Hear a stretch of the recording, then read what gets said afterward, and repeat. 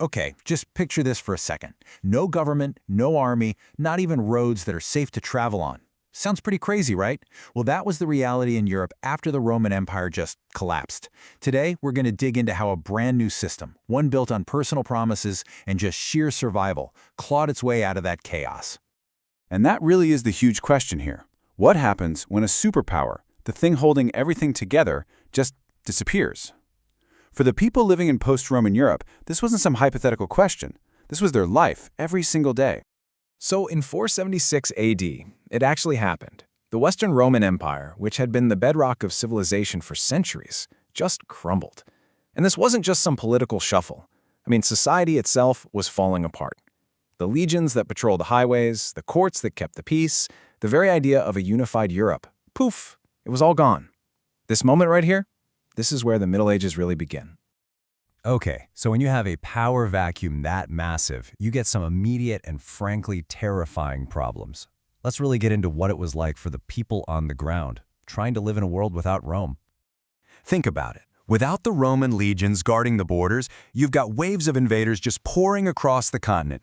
Roads that were once bustling with merchants, now they're basically death traps. And those local arguments that a Roman judge might have settled, now they're being settled with swords. For your average person, just surviving the day became the #1 job in a world that had completely lost its protectors. So, really, try to put yourself in their shoes. There's no police force, no army, no government to call on. Who do you turn to for safety? Who's going to protect your family? The answer people came up to that question is what would go on to reshape European society for the next 1,000 years.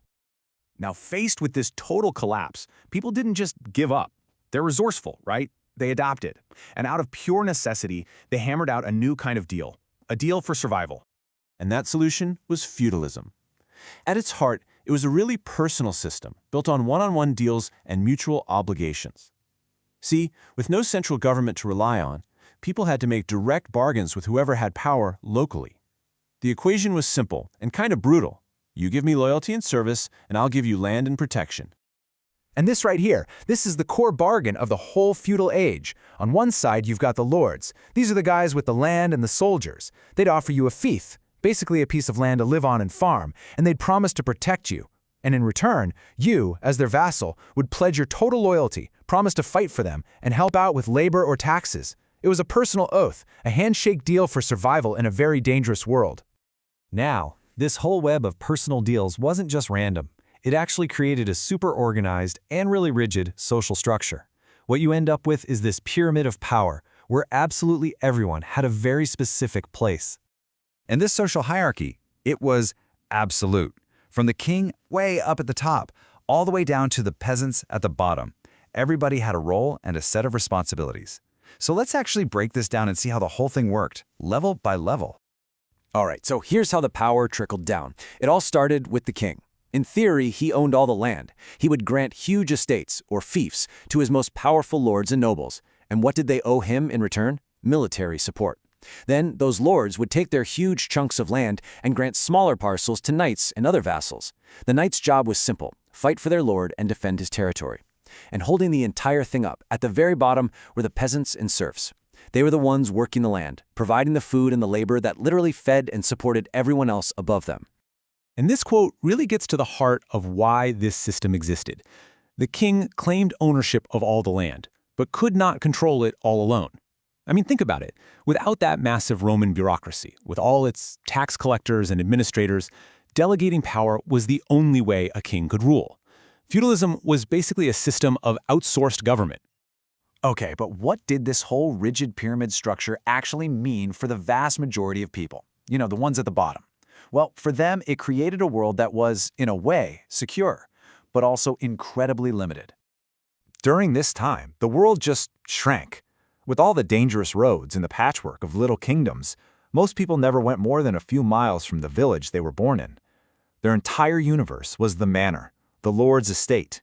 It was a completely self-sufficient little world of fields, villages, and of course, the castle that was always looming over everything. And at the very bottom of this pyramid were the serfs. They were the engine of the whole feudal economy. Now, they were in a really strange spot. They weren't exactly slaves who could be bought and sold, but they weren't free either. They were legally tied to the land they worked, You couldn't just pack up and leave without the lord's permission.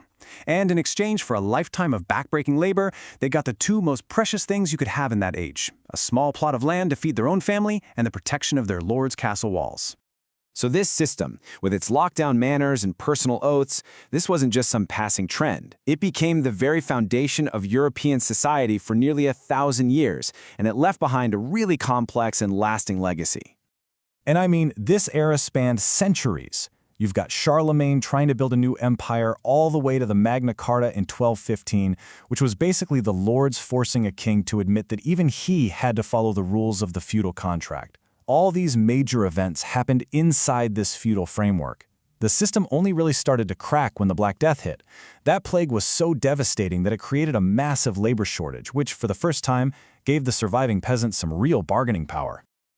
When you boil it all down, feudalism was never about fairness or equality. It was a practical, and often brutal, solution to the absolute chaos that came after Rome fell. It traded freedom for stability, creating a new kind of order for a continent that had totally lost its way. Which brings us to a final, pretty big question. It's a trade-off we still kind of debate today, just in different ways. Was a lifetime of obligation, with almost no freedom or chance to move up, a fair price to pay for safety? It's definitely something to think about.